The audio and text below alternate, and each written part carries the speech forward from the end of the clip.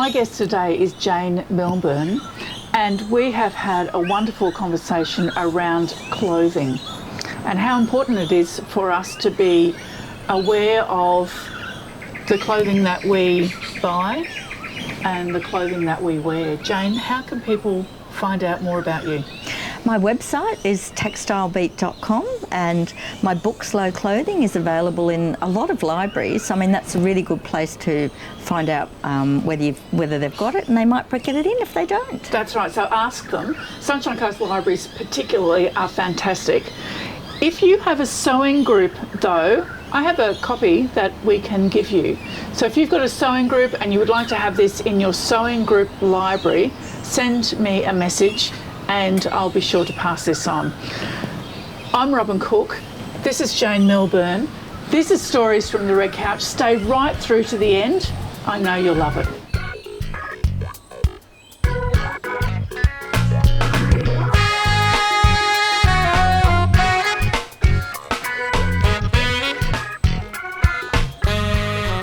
Jane, you say that we eat every day and we dress every day. And we're so much more conscious of what we eat now.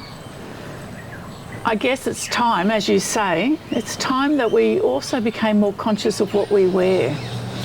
Particularly for health. You know, it's really about our health, and that's why we've become conscious of food, as well as the environment, I guess, to a certain extent. But I think dressing and eating for health and well-being are the most important things that we can do. And the more we think and reflect on where our food comes from, where our clothing comes from, I think the more grounded and connected we are with those everyday activities. So how could we make some better choices around dressing for health? I mean, it's not necessarily a concept that everybody would think of, is it? No, because I guess the first thing is appearance, and that's important, but my background is in agricultural science, and so I'm interested in the fibres, what I'm wearing next to my skin, and I have found that I don't enjoy wearing anything other than natural fibres, and even there is one natural fibre that I don't enjoy wearing, and that's Angora. I find that a bit scratchy, but everything else is fabulous. It's only really recently that we've started to refocus on the fibres themselves, and the synthetic fibres, they don't allow our skin to breathe as much, therefore they harbour bacteria. Of course. We get hotter in our climate in Queensland, and when we wash them, they are actually shedding microplastic particles into the ecosystem. So this information wasn't really known until fairly recently. So, you know, I guess that's one thing.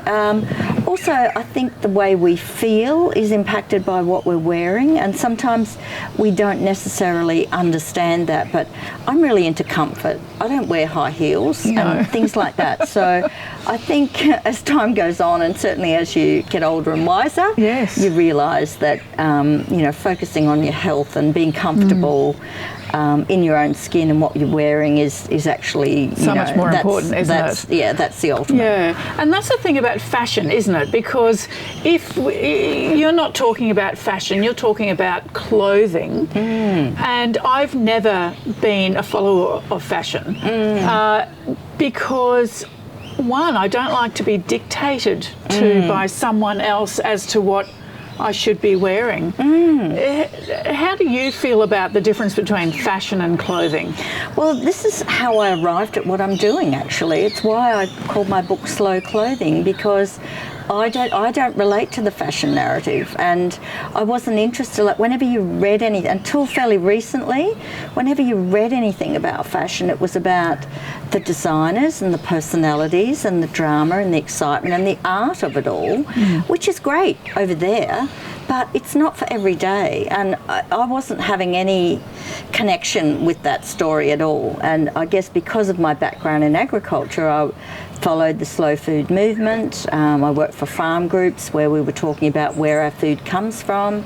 And to me, when I looked at it, I thought the clothing story sits beside the food story. So what is the clothing story? And that's what I started exploring. And I have always made a lot of my own clothes. I have also op-shopped and adapted things. Even when I was a uni student, I adapted some of my great aunt's dresses in a more conservative way to what I do now. Yes. Like I've got into radical chopping up now, but back then I was just nipping and tucking. Yeah, that's right. So it's to me it's not something new that I've done, but I kind of realised, well, I've got a story to tell around that. There is another story that is not necessarily a fashion story. It's about ordinary people, what ordinary people want to wear, and you know, developing our indie, I call it indie style, so that we're independent and we're individual, and we're really just dressing to please ourselves. And I guess when you're a bit younger, you kind of feel like you've got to conform and fit in a bit. Yes. Not every young person feels that way, but often there's kind of that, you know, almost entrapment by industry and being intimidated into thinking you've got to look a certain way. But, you know, I think as long as, I mean, personally, as long as you're modest, like, I don't think it matters what you wear. How easy is it to...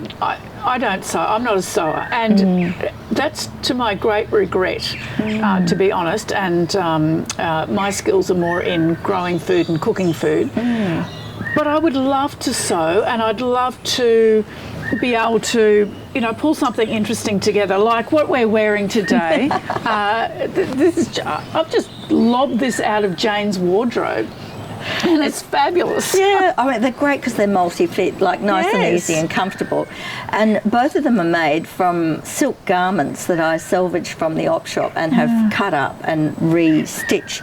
It's a very simple pattern when you understand how it's dissected. And I think, just to your point about sewing, I'm pretty much self-taught on my sewing. So as one of my friends said, if you can follow a recipe to cook a dish, you can follow a pattern to make a simple garment. Yes. It's actually about just a very simple sewing machine which has straight stitch and zigzag. That's really all you need. And it is just starting simply, starting with a really easy pattern. I think sometimes we get really ambitious. I'm totally I'm not ambitious. sure about what your experience is, I'm ambitious. but you know, wanting to go the whole hog, whereas really just a simple rectangle with some straps over it. And I've started making a few just with hand stitching. Okay. I didn't bring one with me here, but you know, really just a rectangle in some lovely fabric, just hand stitching down the side and cutting a space for the neck and turning it over and doing blanket stitch around there.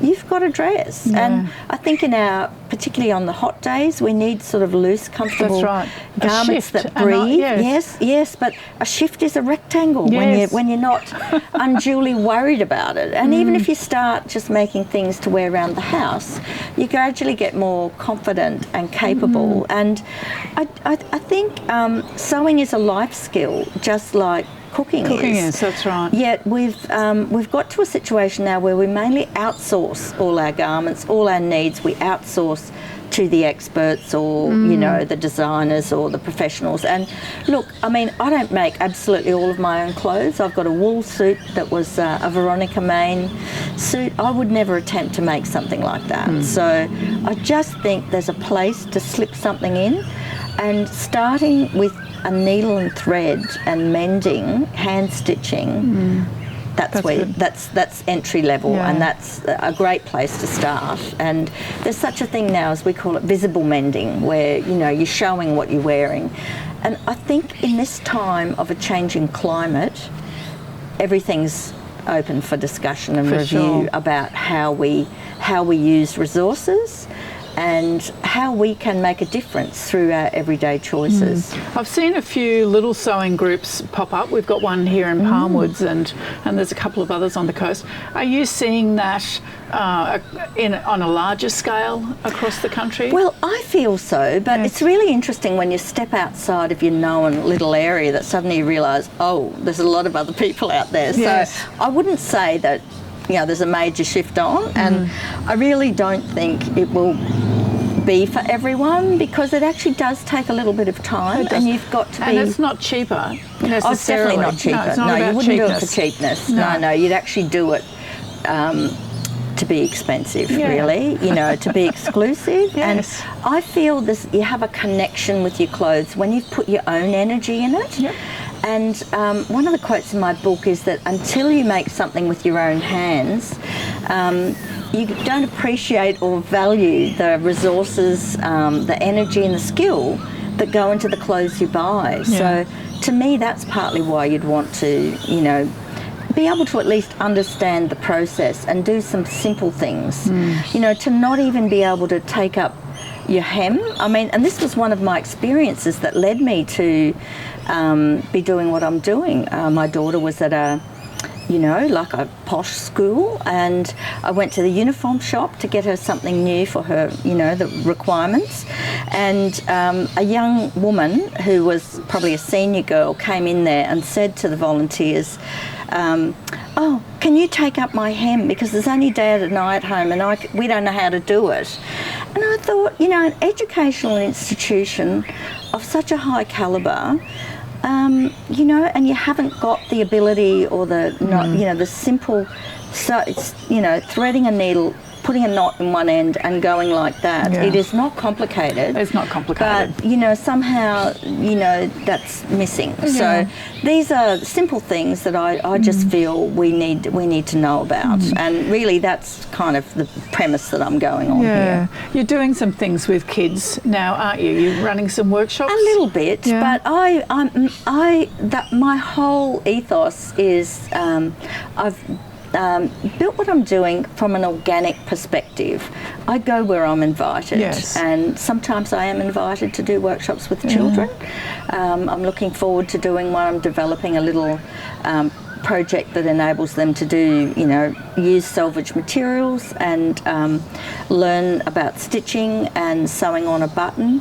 But, you know, it's really probably we need a broader across society thing. Like, I'm influencing change. Yes. And I'm certainly happy I travel wherever I'm invited to go. Yes. But I think it's more than, you know, we need a whole battalion of teachers. And I think it's the grandmas, the older generation that remember the common sense approach where we did this, you know, before the fast fashion consumerist era. These are the teachers that just need to pass on those skills. My grandmother would turn collars and cuffs and sheets. Yes. Yes, well, that was very much of that era when we were resource scarce, whereas now we've got so many resources coming out of our ears, and they're extremely affordable, and you have to look at why are they. Yes. And it's because we're not playing the true value. You know, there's exploitation of the environment and of people outside our consumerist society that is enabling us to have a throwaway culture. I don't think we'll get to the turn back the collar stage, although I do know of people who've still done, you know, who are doing that now.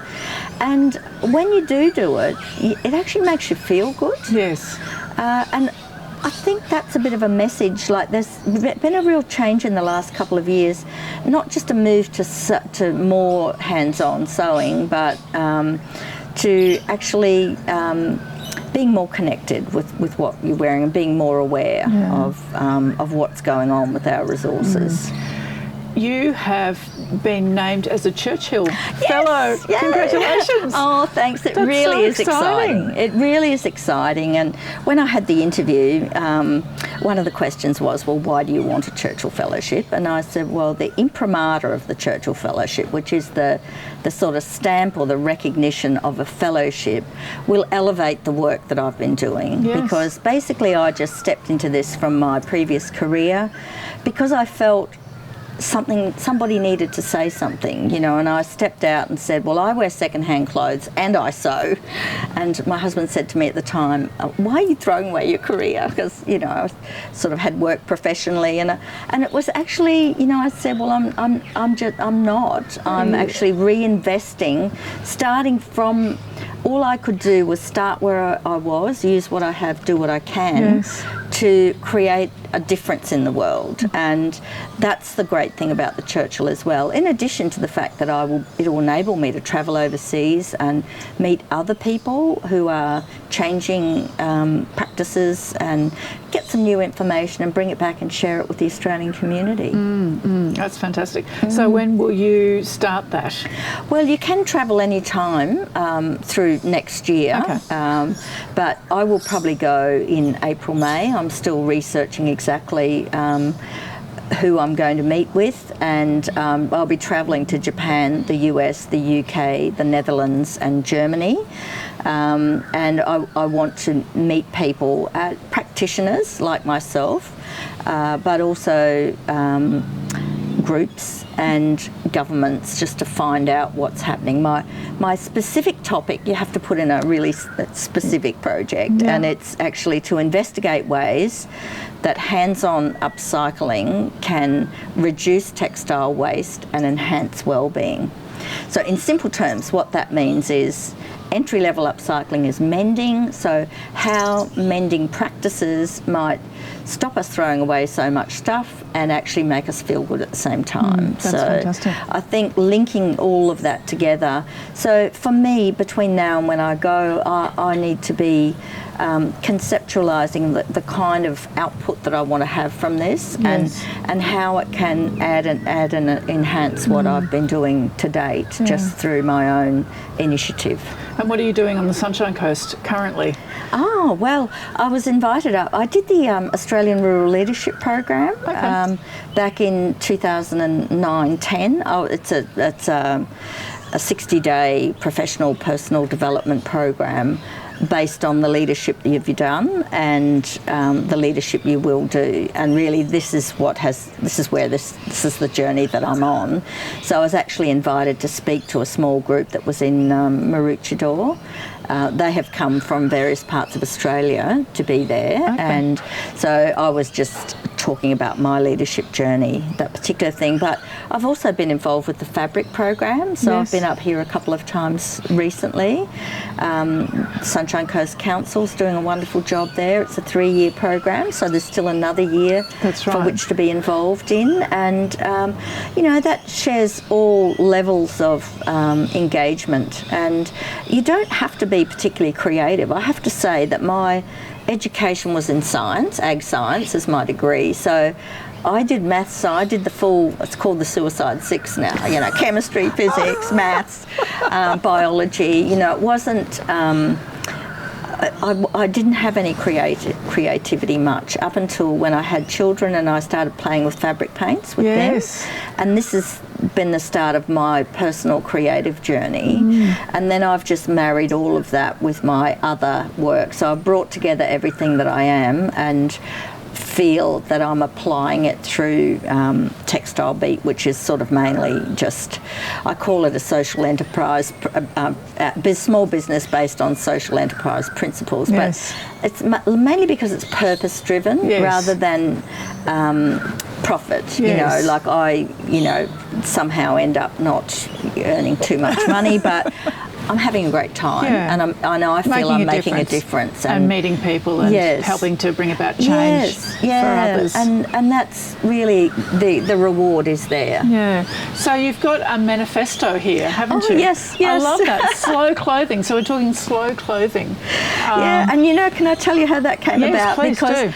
In 2014, after I decided, well, I'm doing this, you know, leadership initiative, and I thought, because I'd run campaigns in the past for various farm groups and things, I I thought I need a campaign of my own making, and I called it Sew It Again. And every day I was blogging and, you know, mending or changing a garment and writing about it and writing about what I'd read and all this sort of stuff. And really, you know, as time went on, I realised there's not many people sewing anymore. I actually had not quite twigged to that extent that sewing was so off the agenda. So I realised at the end of that year, and I wrote the manifesto in 2015, so that really to talk beyond the making and the salvaging and adapting, which I was doing. The bottom 5 actions apply to that, whereas the top 5 actions are just if you want to continue on. So it's thinking. Everyone should be thinking more for a start, and then buying natural, quality, locally made things, and just a few. So they're the actions you can take without really changing very much at all. And certainly you don't need to get hands-on to do that. You just have to perhaps invest a little more time and be more conscious in your shopping. Yes. I never buy anything on sale really, because that's the stuff that people are wanting to get rid of that hasn't, you know. So they're just the actions ordinarily, and then when you get more hands-on, you care, make, revive, adapt and salvage. That's fantastic. Jane, how can people find more about your work, but also to be able to buy this magnificent book? It's so beautiful. Oh, thank you. And has so much fabulous information with handy tips, on how to do something. That's terrific. Because I realised that, you know, it's actually, we need to go back to basics. My website is textilebeat.com. My book, I always say, ask your local library so you can borrow it if you like. Wonderful. That's the start, and then you can have a look. If you feel you want to purchase it, it is available internationally through the, you know, the various online shops, but I sell it through my website as well. Okay, and maybe that's something that you, if you wanted to start a sewing group. Yes, having one in the you could have one in your sewing library, sewing group library would be fantastic. And I've also made a little. It's called The Process of Mending, so it's just a little, they call them zines now, it's like a little booklet, and so that's a more affordable way, if, you know, just if you want the hand stitching component of the work as well. Fabulous. All right, go to your local library, ask for Slow Clothing. My guest today has been Jane Milburn. I'm still Robyn Cook, I've been that all day. Thank you so much for watching. Thank you for listening.